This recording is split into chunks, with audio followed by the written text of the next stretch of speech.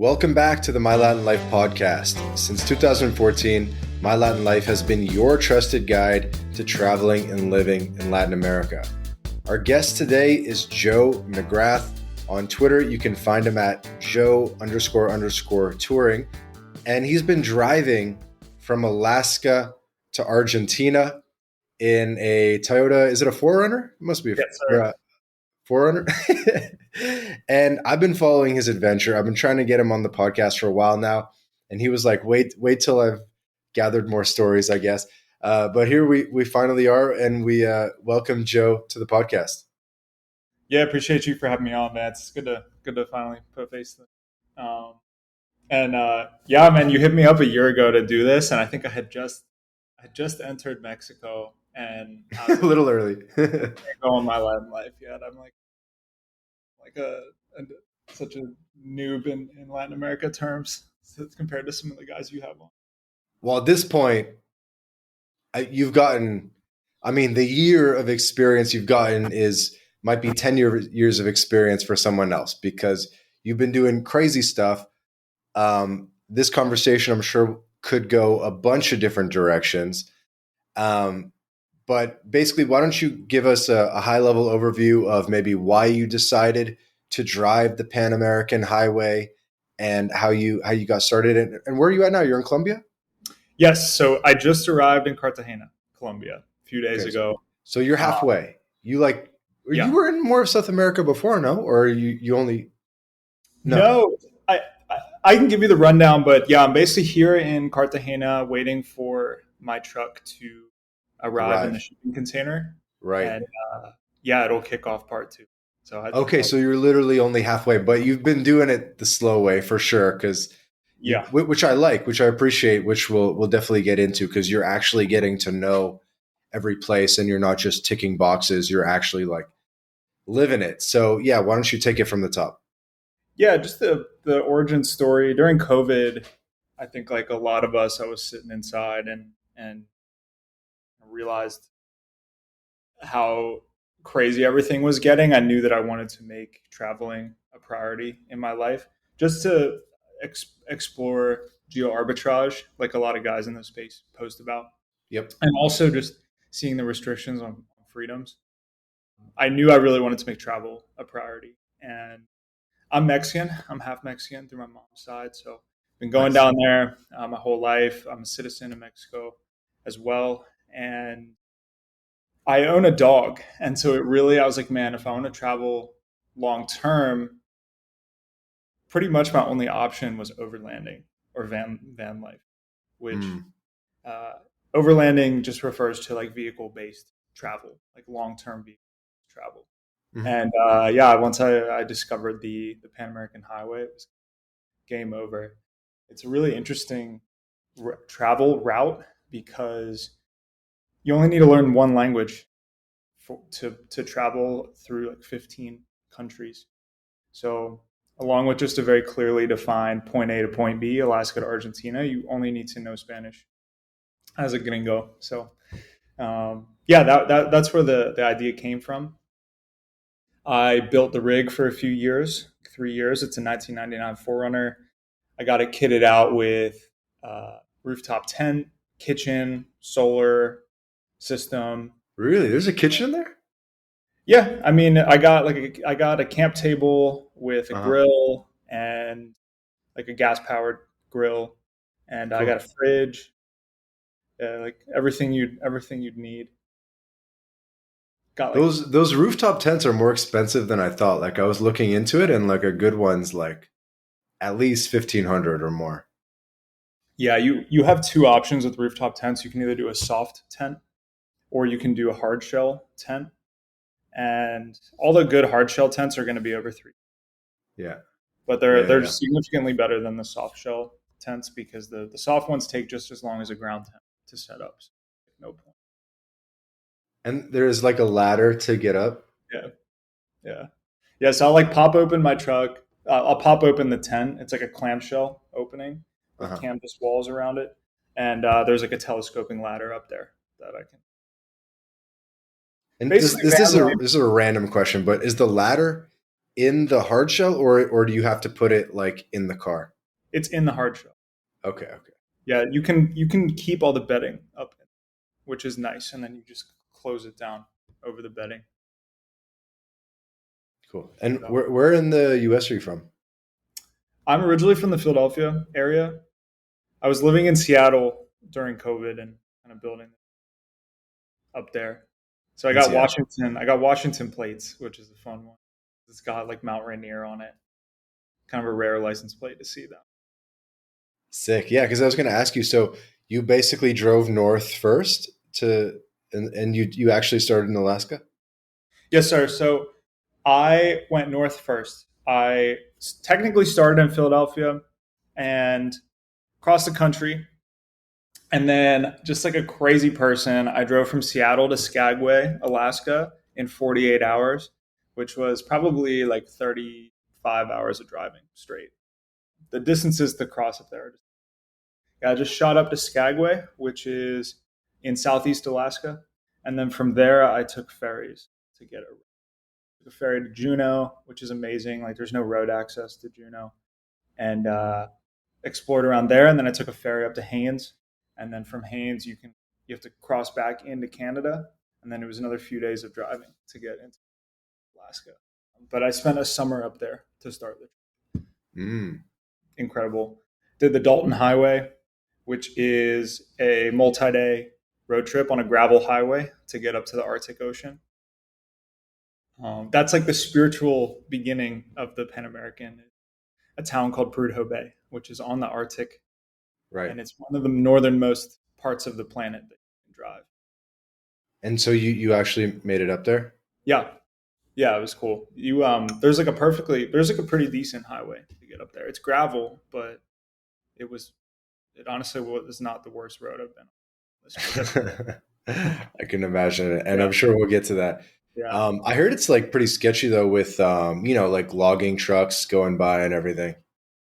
yeah. That's the main danger is you have these 18 wheelers that are just hauling ass behind you, and if you have to move over for them, and then they kick rocks that can.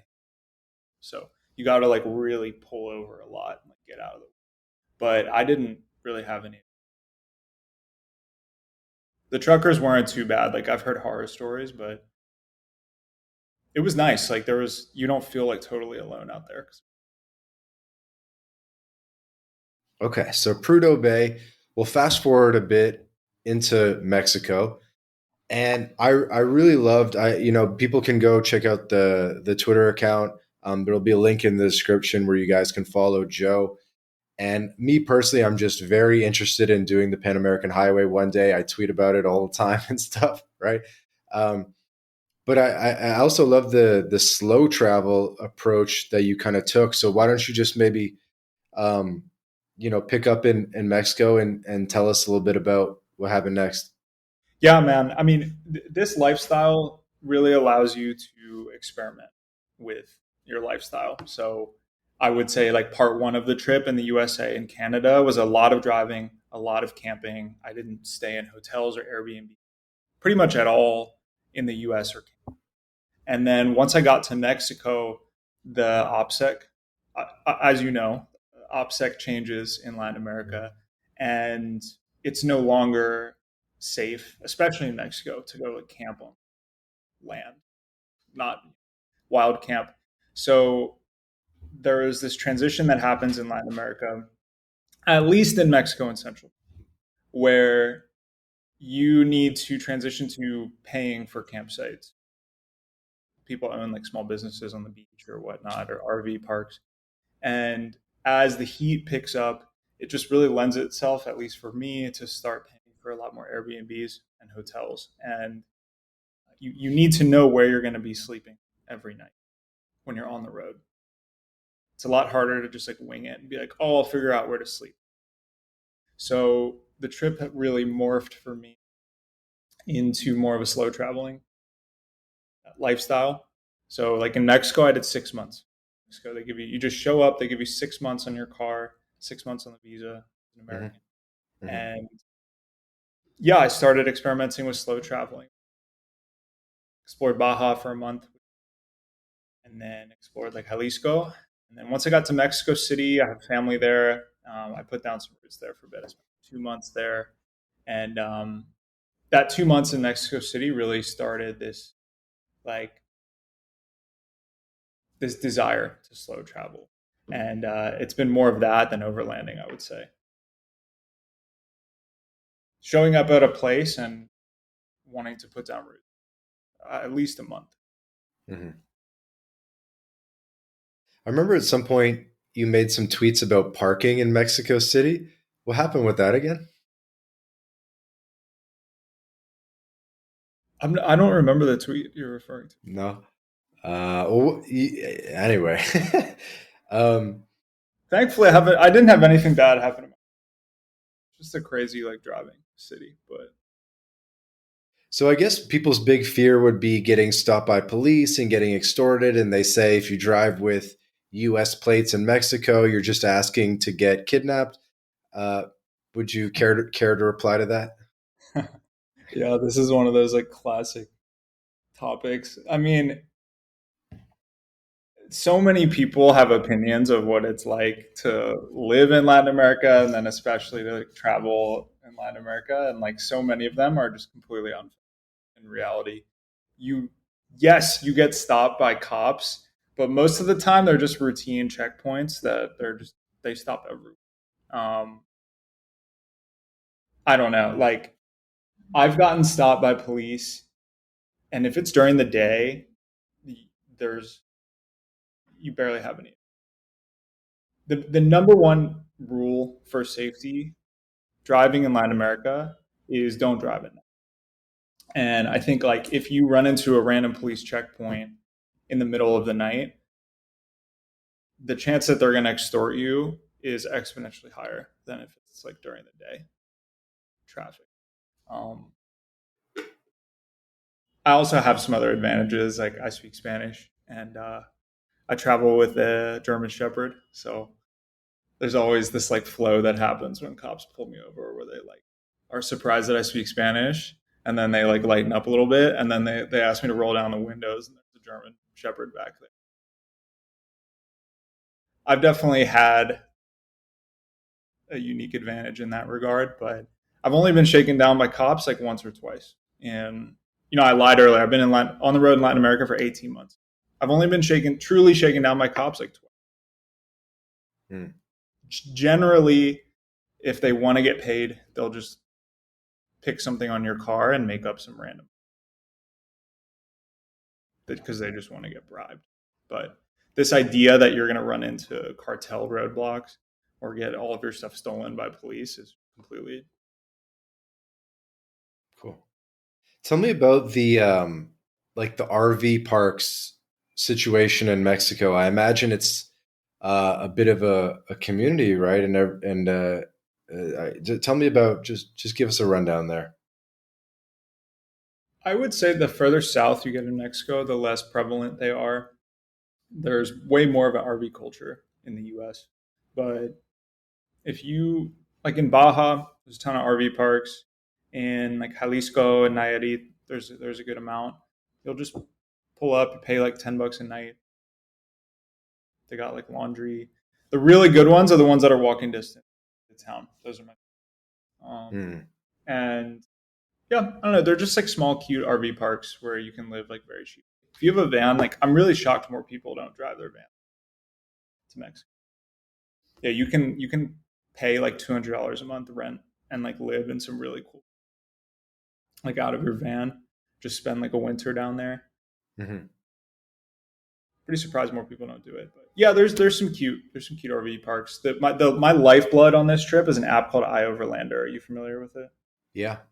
Yeah. Yeah.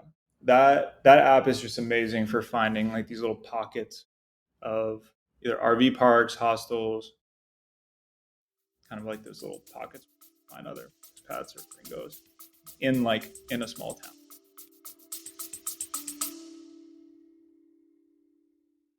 This episode of the My Latin Life podcast is brought to you in part by Job Stacking. If you're a remote or hybrid worker looking to maximize your earning potential, then Rolf Haltza, author of Job Stacking, guarantees you'll be able to double your income by implementing his paycheck multiplication layering method. This is the exact system Rolf has used to take his own income and those of many others beyond $20K a month.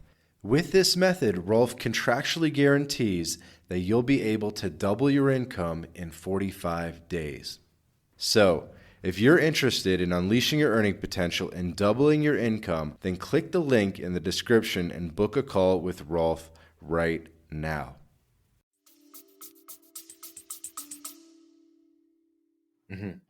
I guess tell us a bit more about this opportunity to do this and do like a monthly rental at a RV park, because it is kind of a cool lifestyle opportunity that a lot of people don't know about.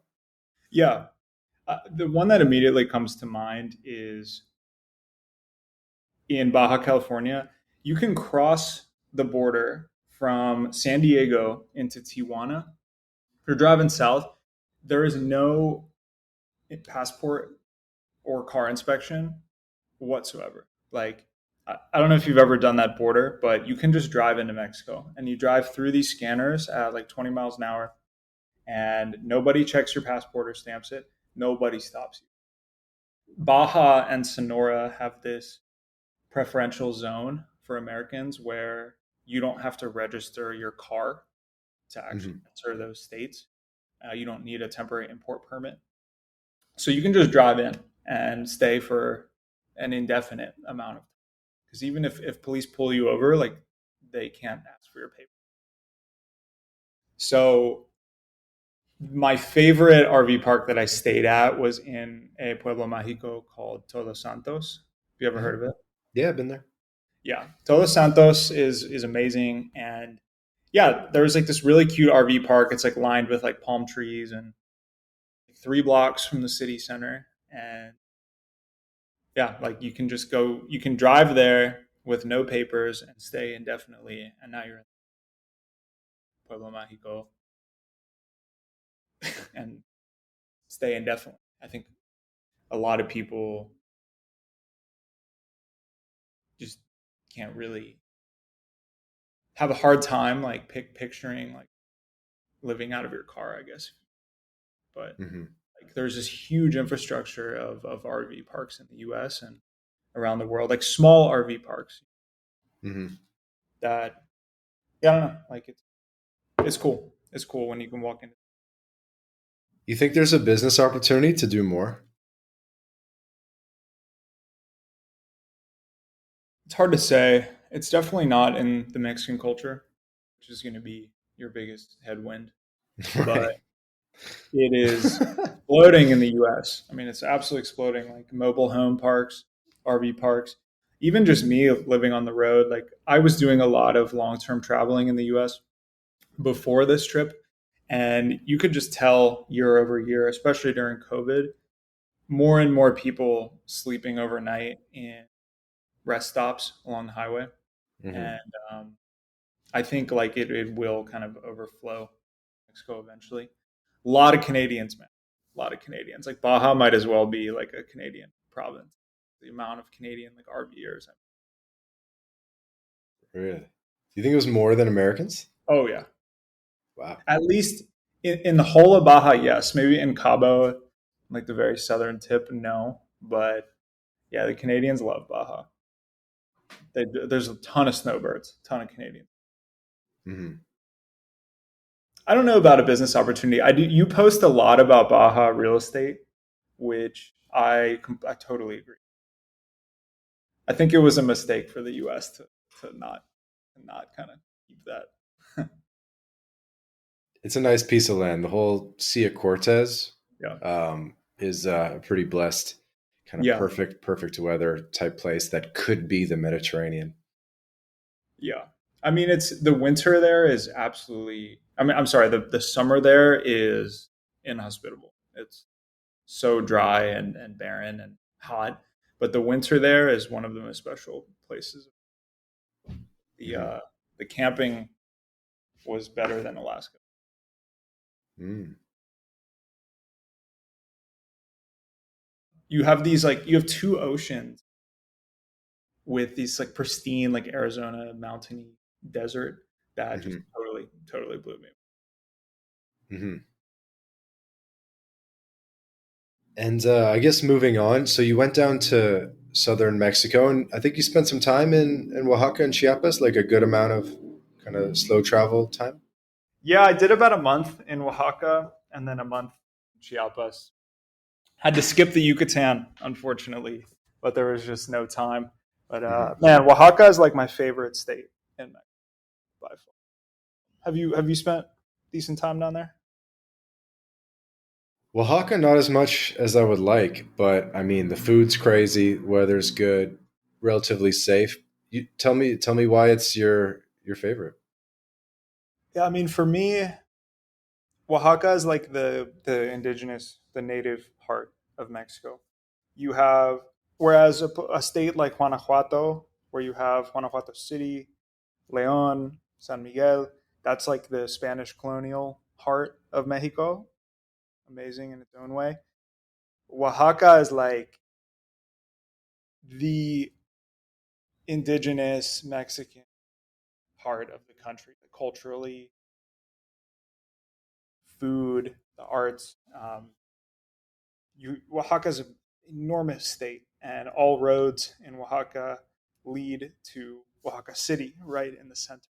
Just have this convergence of incredible culture and spirit, and it's very touching. It's very touching. So I love that city. I love spending time in that city. And then that drive from Oaxaca City down to the coast through the mountains is incredible as well. There's mushrooms grow all over those mountains.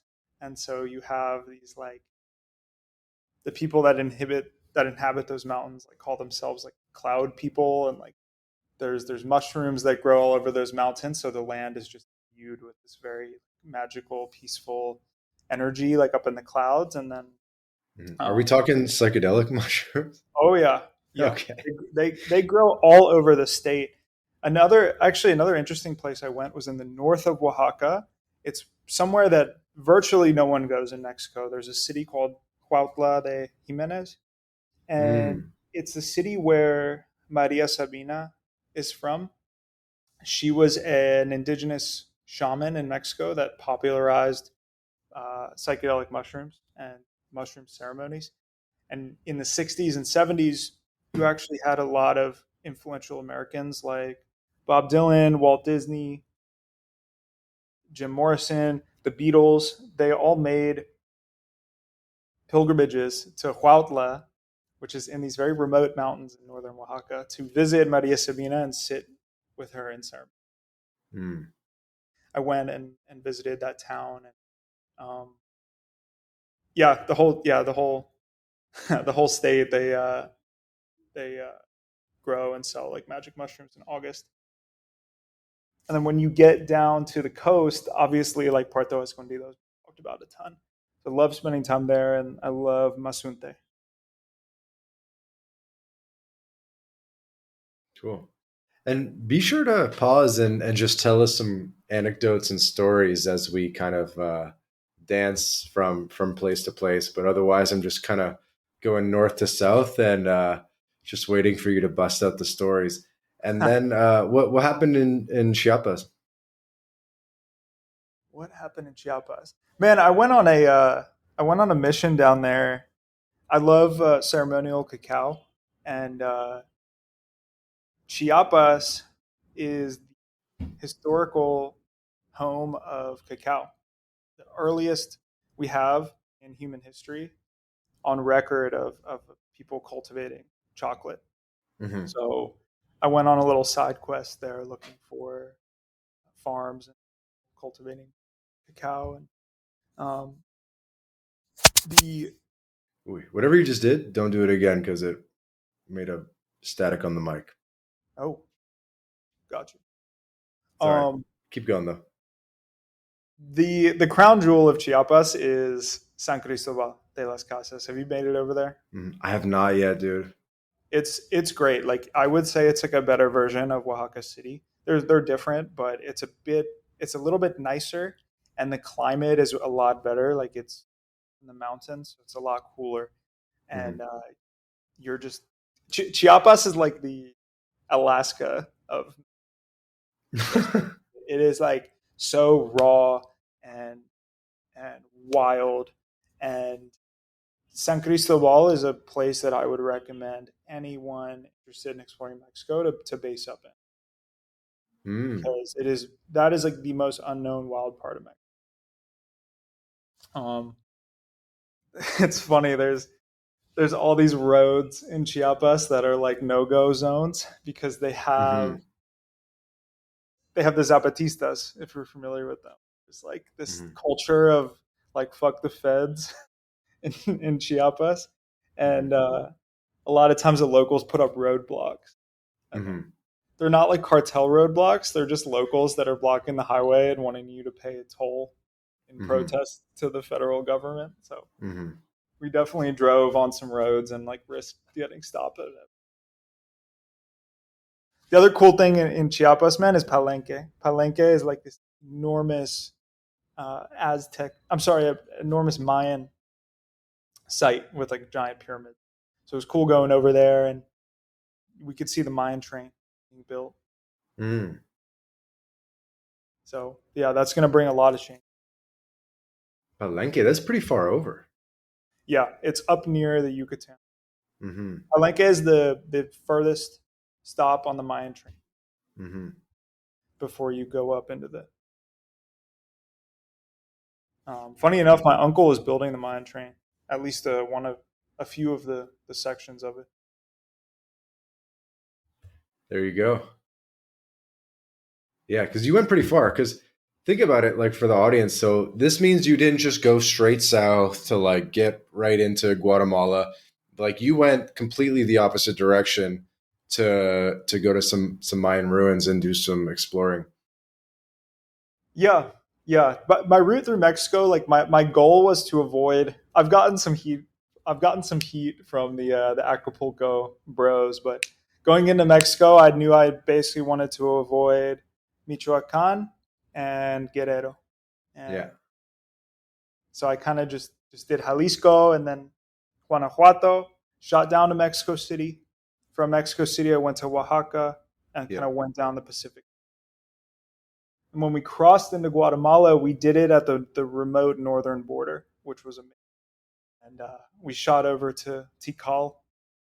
Hmm. Um, and man, once you get into Chiapas, like Oaxaca is interesting because I would say that's like the end of Mexico, and you get into Central America. Like crossing into Mm. Chiapas is like truly where Central America, in my opinion. And that was about a year ago that we crossed in. It actually wasn't always even part of Mexico historically. It got kind of added to Mexico later. And there used to be this other country there was like a Central American republic, and there was another state called Los Altos, which Mm. was like part of Guatemala and part of Mexico. And then Chiapas joined much later. I'll kind of butcher the sequence of events there, but people can kind of look it up. Yeah, it's interesting. They definitely have like a super rebellious spirit down there. The government is very far removed, even for even for Mexicans, pretty low. Yeah. I think southern Mexico is arguably like the best part of Mexico because the food is better. The most of like the foods that we think of being Mexican foods are from southern Mexico, whether it's chocolate or the tomato or vanilla or Oh, coffee. Um, yeah, you could keep going. I mean, most of these things are from southern Mexico, and then the cost of living is lower. It's more jungly, which I kind of like more than the desert. And I don't know, it's like a whole different experience. yeah, yeah. The entire country is so much bigger than like it's really like 6 months there was like not enough. Like true like truly. Southern Mexico is super underrated. Do you lump in the Yucatan? Yeah. Yeah, Yeah, southern Mexico. Sort of anything south of Mexico City is yeah, technically southern Mexico. yeah, yeah. I would agree. I would agree. I think like Oaxaca is like criminally underrated, but I'm not mad about it. There's just some places like Oaxaca that you either get it or I'm happy that it's as under the radar for how much Mexico is. So when you're in, say, San Cristobal and you're in these places in southern Mexico, it's very buggy. Like there's mosquitoes, there's dengue. Are you staying in your car and you got like mosquito nets and stuff? Or are you staying in like a cheap hostel and you're asking them where to park the car or a bit of both? Oh man, I mean in June, like I was in Chiapas in June of last year, and so it was unbelievably hot. Like we weren't camping at all. So I was actually not a good person to ask because it was unbelievably hot and humid in a lot of Chiapas. Thankfully, San Cristobal is up in the mountains, so it's actually not buggy. It's a mountain. It's kind of a Yeah. mountainy Pueblo Mágico. But elsewhere, man, by like 10 p.m. by 10 a.m., you're soaked. So we were, but it is Chiapas is not. I would not recommend living in Chiapas. But if you can find somewhere at elevation, or if you can find somewhere at elevation, it's quite nice. But the jungle is overwhelmingly humid, buggy. There's like howler monkeys everywhere. Yeah, yeah. It's People not forget there's monkeys in Mexico. not for the faint-hearted. That is again why San Cristobal was so wonderful, is because you're out you're out of the jungle, but you still. So logistically, what are you doing to reserve places? Are you going on like Expedia and Airbnb ahead of time in your booking? Or you mentioned you weren't really just rocking up into town too much. So Airbnb, a lot of it, Airbnb. a lot of it. Even in these It's remote places and stuff. oh yeah, Like yeah. you go to Tikal or whatever and you get an Airbnb there. Yep. Sometimes booking.com is really nice. Hmm. I would say Airbnb like 80% and booking the other 20. And are you messaging him and saying like, oye, hay estacionamiento? Is there parking? Or do you try to ask that ahead of time or what? I only look for parking in the city. Maybe I'm a little bit too trusting, but in the small towns and whatnot, like I'll usually park on the street. Hmm. I don't know. It's really like case dependent. Like um, it's very case dependent. Like I won't like leave my truck in sketchy, but it just it really where we're staying. Um, I'll get like paid lots if we get an apartment, and if it's a house, usually I'll just park in it. Yeah, yeah. No issue. It this entire country, this entire region, is so much safer than like it's really mind blowing. People have it upside down. Yeah. But yeah, it's case to. Okay, cool. So let's keep moving. We do have a hard stop in like 25 minutes. So I want to make sure we have some time. I don't know, like I do want to get to Nicaragua, but maybe some Yeah, fun stuff happened between Chiapas and Nica. I mean, I can let me give you like the rundown on just like high level. I mean, I texted you this, but basically, I did 6 months in Mexico, and then we explored Guatemala for a month, 2 months, sorry. From Guatemala, we crossed into El Salvador and did a month in El Salvador. Uh, we did a double border crossing. We just like skipped Honduras. Like didn't really want to. I'm there. Didn't have the time either. So we Hmm. crossed into Honduras and then into Nica in the same day. And yeah, we spent 6 months in Nica. Yeah, yeah. And then just recently we left Nica a few months back. Did a month in Costa Rica. and then just did a month in Panama. Now we jump. Yeah, when it was all said and done, I did about a year in Central America, but man, 6 of those months were in.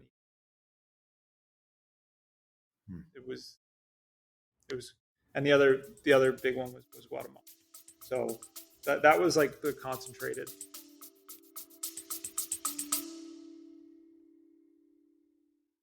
This episode of the My Latin Life podcast is brought to you in part by Crema Social. Crema Social is like TikTok for international dating. It's an app you can download right now on your phone, and 3 out of 4 people on Crema are single women.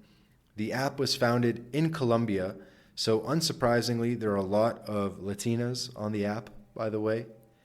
So, how does it work?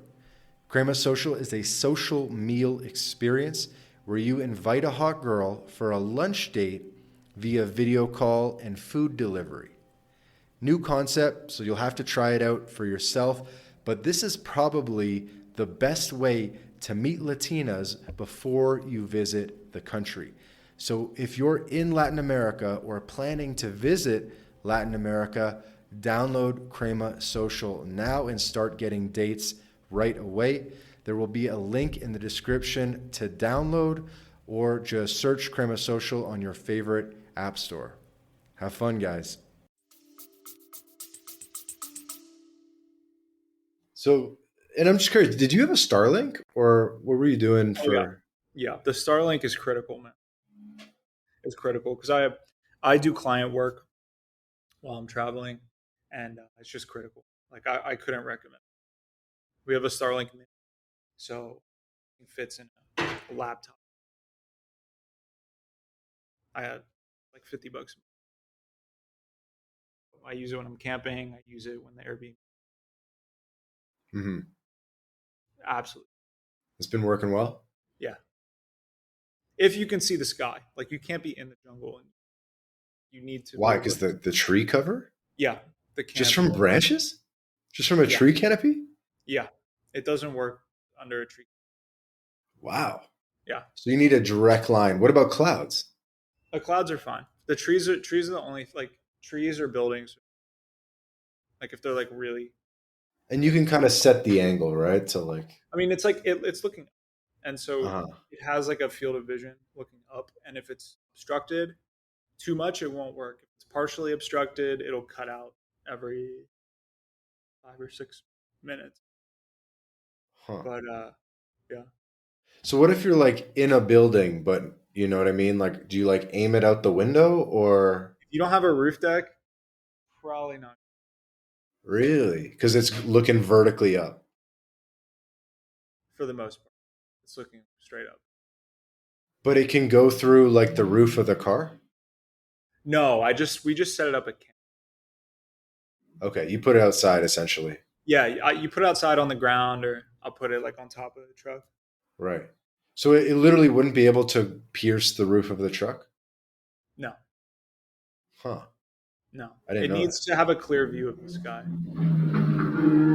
that. Okay. But other than that, it works perfectly. Like I've used it everywhere when it's set up properly. Like Okay. there can be some trees, but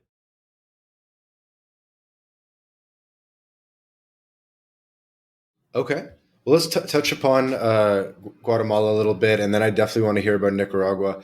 I remember you were mentioning that Guatemala was actually pretty underrated, right?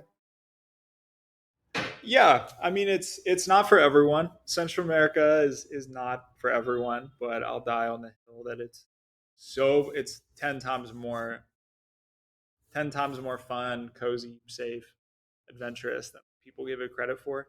Um, for whatever reason, like all the Latin America bros like skip over Central America, but Mm-hmm. it's Guatemala is like one of the coolest countries to visit if you're like a backpacker, like a true backpacker.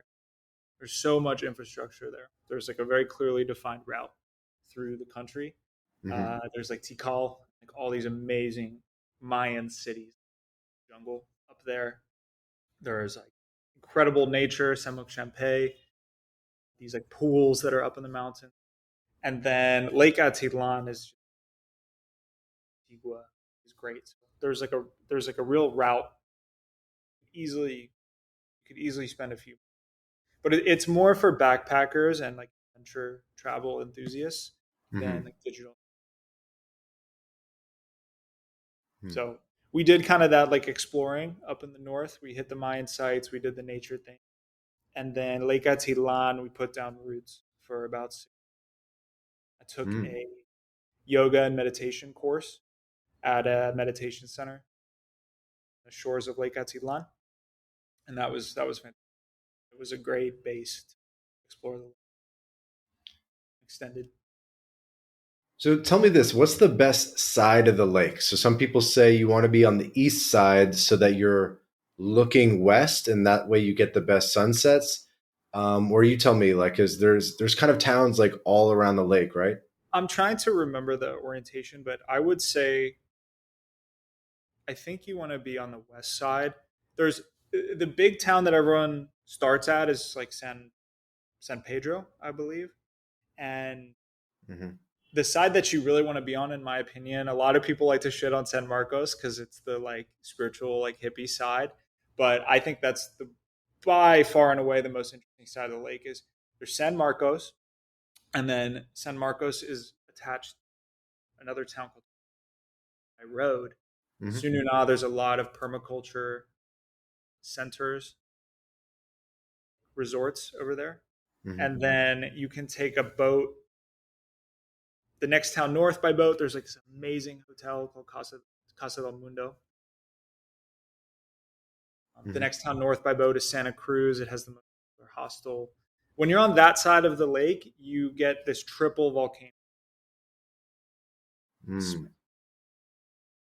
So I like that lake. I like that side of the lake. San Marcos, Santa Cruz.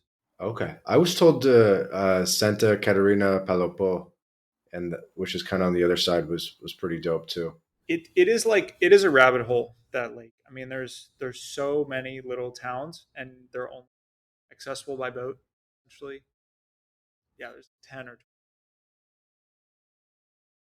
and they're so Mayan. Like that's the thing about Guatemala. It's like a rabbit hole. It is Mayan. Like it's not.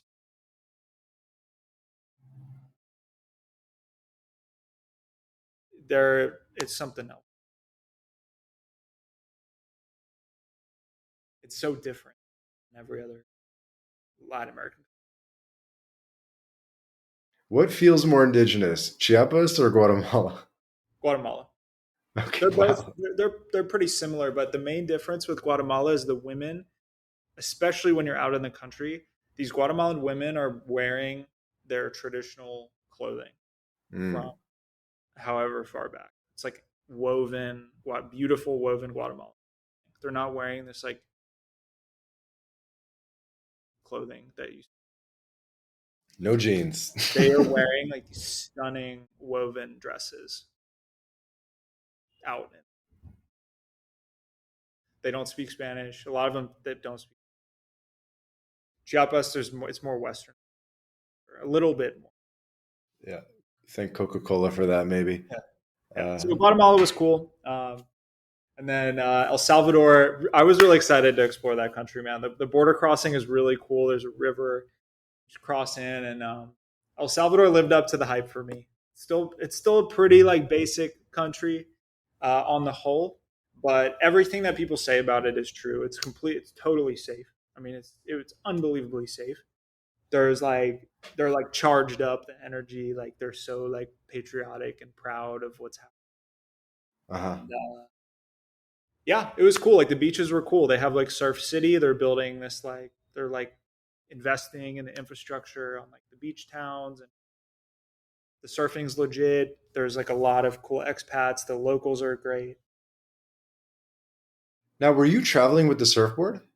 No, no, that was the plan originally, but I I like the beach, but I haven't. I don't know. The plan was always to buy a surfboard, and then I just like didn't get one. I was enjoying being more in the mountains, exploring cities more, and Yeah, I wasn't really sure how I was going to secure the surfboard to like lock it. right. So Right. I've just Fair.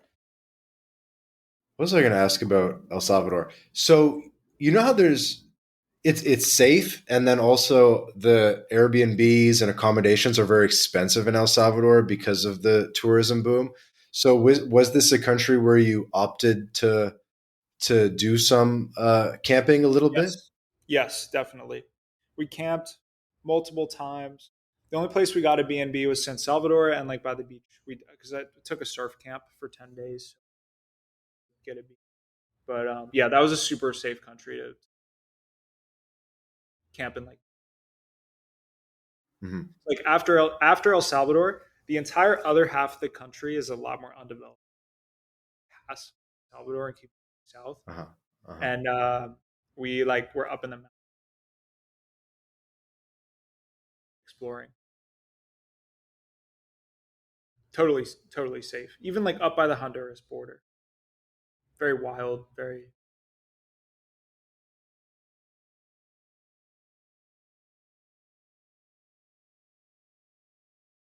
El Salvador is like a great like if you really like the vibe in Mexico, but like Mm, wish it was a little safer, I would honestly highly recommend because they have their own like Pueblo Mágico program where they like are mm, revitalizing. They call them pueblos vivos. So they're mm. revitalizing their pueblos. They got the beach towns. It's a great little mini Mexico. It's a little more basic Mexico culturally, but it was great. Like it was a good time, and a month felt like the right amount. And we were on our way. Yeah, speaking of pueblos mágicos and small towns, maybe it's worth mentioning how in the US you think like any town less than 50,000 people is like an absolute ghost town in the US. And so you might have that frame, you might apply that same frame to Latin America, but a 20,000 person town in Latin America could have so much life in the street. Like you might see over 1,000 people out per day in these 20,000 person towns type of thing. Like they're just so much more alive than a city of similar scale in the US. Would you kind of agree with that? Oh yeah, oh yeah. There's when you anyone that like goes to Europe or like Latin America or Asia, like it's like this like realization that Americans or Canadians get. Like I feel like leaving home when they go travel, they're like, wow, there's so much life and culture. These little places. You just realize how gutted the small town USA has gotten because you get to a little town and in Latin America and there's people eating outside everywhere. There's live music outside, vendors on the streets selling art. It's fantastic. It's fantastic, and it's really sorely missed back home. I'm a huge fan as well of the Pueblo Mágico program. Like it's an actual Mm-hmm. government program in Mexico that Yep. incentivizes these towns to get their shit together, to like lower crime, to clean it up. They're like, cool, you do that, we'll make it nice again, like center and tourism. And these Yep. towns wear it as a badge of honor and preserves the culture. And I really wish the U.S. Right. Preserve all these old towns instead of just turning it into like a Dollar General and then that, and a pawn Exactly, shop. exactly. Yeah, it's true. And it's not just the Pueblos Mágicos. Like any small town is still very, very alive and very safe and everything. Yeah, So you get the sense that these people are not really worried about too much beyond the town. And I'm not saying that in a condescending way. It's just like I feel like Westerners are so plugged into like the global state of affairs. All of this like externalized so much, and you like abandon like our physical places that we reside, or you know what I hmm mean. And you drive through these small towns in America, and these people are fully there participating. It hmm it sounds so basic, but like it's feel that Like these people, it's like these little pocket universes. People are just truly in the community, living. Hmm. It makes such a big difference. So moving on to Nicaragua, did you expect to spend 6 months in Nicaragua? No, I mean, no. That country blew me away in every every possible way. Um, kind of a funny like, I, there were things that were pulling me there. There were some family connections there, friends that have had good experiences there. I knew that it was a place that was probably misunderstood, but I did not expect to like it as much going into it. And even getting in was a nightmare. They like searched the truck a lot. You're not allowed to bring drones into Nika, so I had to like bury my Hmm. drone like deep into my truck as far as possible, and they almost found Hmm. it. But so getting in was a little unsettling. But once we got there, man, it was such an totally blew me away. Hmm. So I What guess how did your did you how did visit? it how did your plan change due to the facts on the ground?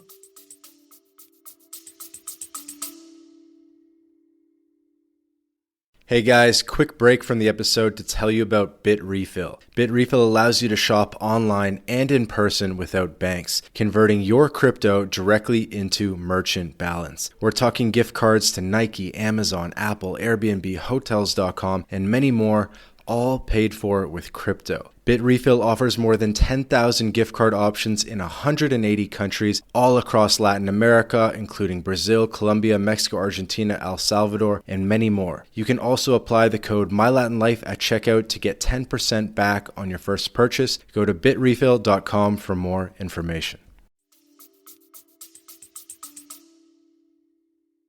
Well, the thing that was really helpful, I guess, starting out, we have a buddy. His name is Don Chelewapo. On Oh yeah, yeah, yeah, yeah, yeah. he was kind enough to take me and my girlfriend, I'm traveling with, and my dog. He took us in him and his wife's home in Managua, like our very first night. So that was amazing because they were like driving us around Managua and they were giving us our little like Nika orientation. So that was really helpful because there's a lot, they just do things differently. A communist nation, like it is a quote unquote authoritarian dictatorship. And they just do things differently there. And having that orientation from from him was really amazing to just get in the get in the zone and get in the mindset. Uh, and that provided the foundation to really the star of Nika for us was Ometepe. I ended up living there for 5 months. It was one of those places where the geo arbitrage, the geo arbitrage in that entire country is off the if you make or any west.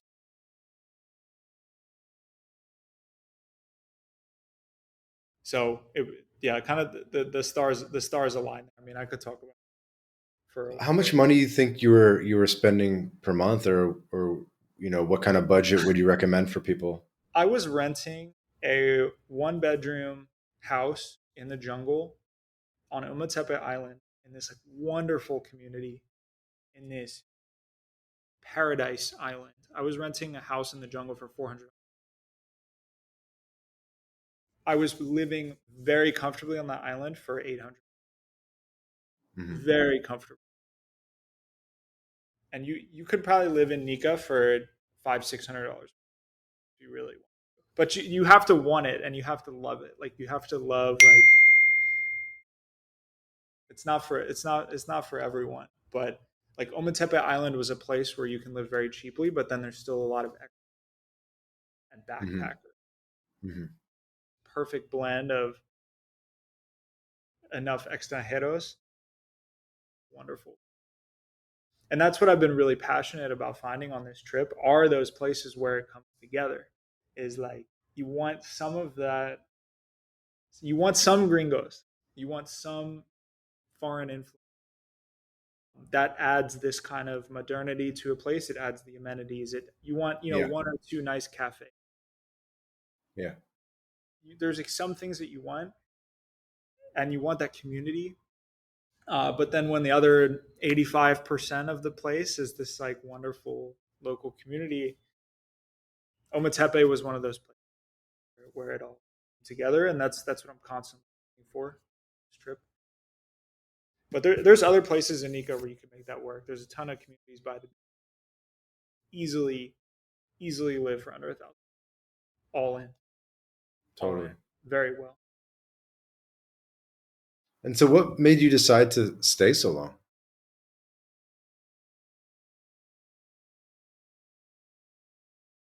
Honestly, a bunch of reasons. I think the number one thing that kind of threw me off about Nika at first, and was the reason I stayed, is because they are not this like money crazy Western culture. Mm, Everything in Nika is Nicaraguan. There's like basically there's no chains. There's no Western. There's a couple in Managua, but that's it. When you're driving around in Nika, there's no Pizza Hut, Domino's, Walmart, McDonald's. There's no Western chains. There's no period. Maybe there's some like Nicaraguan chains, but everything there is 100% Nika, from the food that you're buying to the roads that you drive on. Everything is like done their way. They have food sovereignty in that country. So 90% of Nika that's comes awesome. from Nicaragua. And culturally, man, they're not really driven by money. The American mind like not comprehend that, but they embrace different values, having everything being driven by money. So a lot of the locals don't really care to work super hard. They just live day to day. They just scrape enough money together to food or data for a day or two at a time. Hmm. And this kind of they feel safe. Like there's so much natural abundance in that country. There's Hmm. water, food. The government gave them land, so there's this feeling of safety there that they're not going to starve. They're going to be okay. I mean, it was the only country in the world essentially during COVID that was not. Yeah. The government did not refuse to lock down. And when you really think about the implications of that,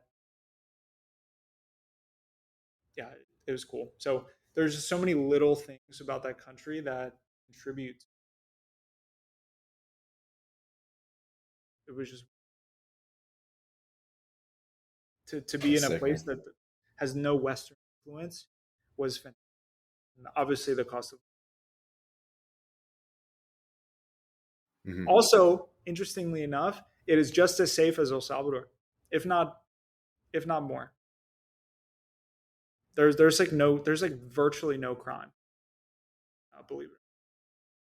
Yeah. No, that's what everyone says. We're getting up on time, so we're gonna unfortunately have to skip over Costa Rica and Panama and kind of start saying goodbye here because I do have a hard stop. I knew I'd want to do like a 2.5 hour episode. We just don't have time for it right now. Oh, it's all Uh, good, brother. I would love to continue the combo, especially as I get into South. I yeah, we'll do like a round two when you get most of the way down there or something. Can I ask you a closing question? Yeah. Do you have any recommendations for Colombia? Ooh, I mean, So many spots, like all the yeah. big spots Well, you hear about. yeah, Where? we'll take it offline, but I mean, the small towns is where you want to be, not the big Yeah. cities. When it comes to Colombia, that's where it really shines is the small towns, and I would say the coffee region as well, because it'll feel sort of in some ways thematically similar to Central America. You'll feel very at home in the coffee region. Yep. Yep. Um, you Nice. and I both like the elevation. So between 1,400 and 2,000 meters above sea level, that's where you want to be. Yeah. That's very helpful. because I'm planning out I'm planning out the route through Colombia, and my head is like exploding. Like, the amount of things to do in this I'd country. say I'd like basically avoid the big cities if I were you. I mean, Okay. just it's Okay. just unnecessary, just a lot of crime and stuff. Okay. Um, uh, so we got to go. By the way, did you use Overland Embassy for Yes, sir. your? Okay, if you talk to the guy, I have him on my phone somewhere. Tell him he's got to come on the My Latin Life podcast sometime. Okay. I will. I will. They What's were his name fantastic. again? Miguel or something? What's his name again? I worked with Darwin. Darwin. I don't know that name. I met He's the founder. I went in Panama. I went to the facility and checked it out and stuff. Yep. I mean, if you got a container, buddy, it's about $2,200 to ship a truck, which is not bad. Okay, I want to get them on the pod because they definitely got the stories. But we'll get to Yeah. wrapping up. You want to hit us with final message for the audience where they can find you, all that good stuff. For sure. I'm Joe Touring on Instagram, Twitter. DMs are always open. Places to stay or things.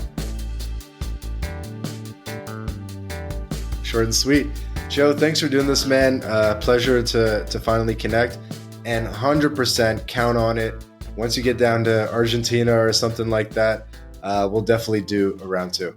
For sure. Thanks for having me on, Vance.